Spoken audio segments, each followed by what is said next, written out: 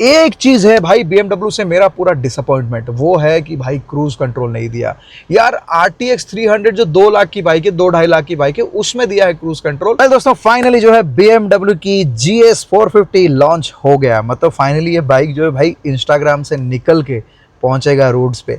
अब दोस्तों ऐसा है कि बुकिंग जो इसका ना, मुझे पता भी नहीं था भाई, अनऑफिशियली जो है बुकिंग शुरू हो गया था। तो पहला लॉट के लिए अभी बोल रहे कि शोरूम पे जो मेरा बात हुआ कि पहला लॉट पे अभी मतलब मिलना डिफ़िकल्ट है। तो देखते हैं, मैं बुकिंग तो एक डाल के रखूँगा और फिर देखते हैं, अगर मिल गया तो अच्छी बात है, नहीं तो डिले होके मिलेगा तो देखेंगे। वैसे भी मेरा क्या हो रहा है ना, कल से जो है K2 ट्रिप स्टार्ट हो रहा है, कन्याकुमारी से कश्मीर, वो भी 45 डिग्री सेंटीग्रेड में मज़े करने वाले हैं। लेकिन आप लोग डेफिनेटली देखना, यूट्यूब पे देखना और बाकी अपना इंस्टाग्राम पे भी देखना। अब बात करते हैं कि यह GS 450 के बारे में, जो प्राइस पे लॉन्च हुआ है। देखो 4.7 पे आया है सबसे बेस, फिर 4.9, फिर 5.3। तो अगर देखोगे, देखो मोटा मोटी 4.7 से 5.3 जो है 60,000 रुपये का डिफरेंस है। मैं तो पर्सनली सजेस्ट करूंगा, मतलब सजेस्ट तो नहीं करूंगा, लेकिन अगर मैं लेने वाला हूं तो मैं टॉप स्पेक ही लूंगा, क्योंकि यार एक तो यार BMW कलर के साथ आता है। देखो दोनों कलर मुझे अच्छा लगता है, एक ब्लैक में अच्छा लगता है और दूसरा जो है ये जो ब्लू कलर जो भी आया है वो भी अच्छा लगता है।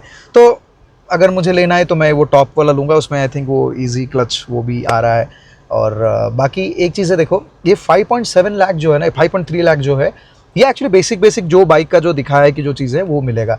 अगर आपको स्पोक व्हील्स चाहिए, स्पोक व्हील ये सब नहीं आता है इसमें, ठीक है, तो स्पोक व्हील एंड और ये थोड़ा एक्सपेंसिव रहेगा। देखो एक चीज़ दोस्तों मैं आपको बताना चाहता हूँ, जब आप BMW के बारे में सोच रहे हैं, देन आप ना एक लीग अहेड सोच रहे हो इन टर्म्स ऑफ मेंटेनेंस भी, क्योंकि BMW का मेंटेनेंस थोड़ा एक्सपेंसिव रहने वाला है, because it's a premium brand, आपको ये समझना पड़ेगा। हम लोग अगर मेंटेनेंस पे देखेंगे, KTM 390 एडवेंचर हो गया या फिर आपका हिमालयन हो गया, इवन RTX जो आ गया, ये सब ना सेम लीग पे है, मोर और लेस इनकी मेंटेनेंस जो है ऑलमोस्ट सेम। टायर कॉस्ट हो गया, पार्ट्स कॉस्ट हो गया, सर्विस कॉस्ट हो गया, सब सेम सेम का कॉस्ट आएगा। बट वहाँ जब हम BMW की बात कर रहे हैं, आप ये प्रिपेयर्ड हो जाओ कि डबल से ट्रिपल ऐसे कॉस्ट आ सकता है, जिसमें आपको सरप्राइज नहीं होना। You have to be mentally prepare.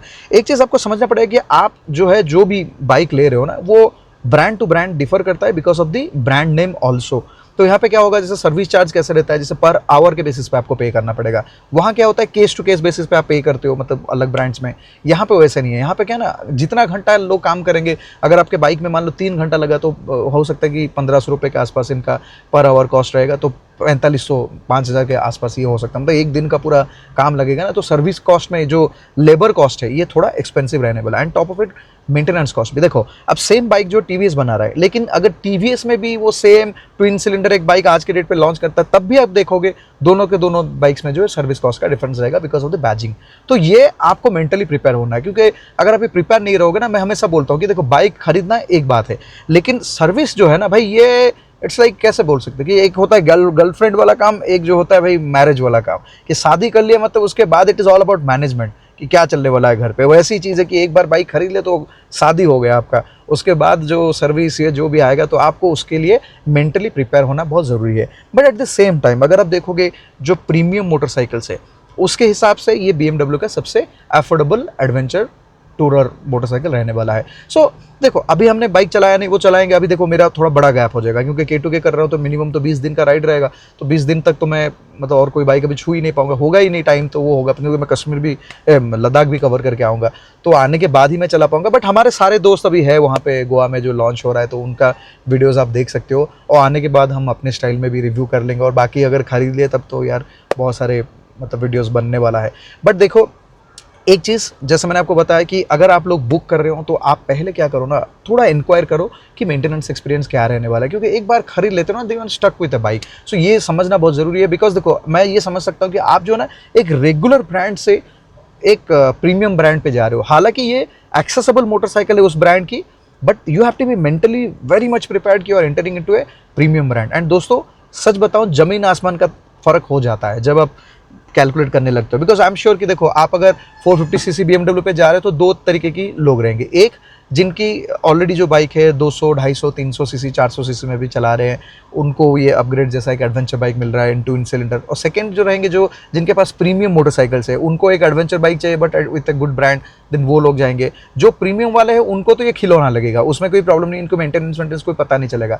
But आप लोगों के लिए ये थोड़ा सा प्रॉब्लम हो सकते हैं। कौन है भाई? बात वही है दोस्तों कि मेंटली आप प्रिपेयर हो जाओ सर्विस एक्सपीरियंस के लिए।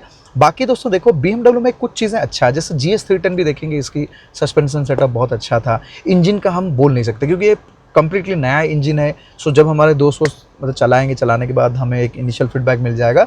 बट मेरा ये वीडियो बनाने का मतलब ये था कि प्राइसिंग जो है एक्सेसिबल बनाया इन्होंने, but at the same time आप ये समझ लो, ये जितना सस्ता दिख रहा है उतना सस्ता है नहीं एक्चुअली। देखो 5.6 लाख है मतलब टॉप एंड है 5.3 लाख।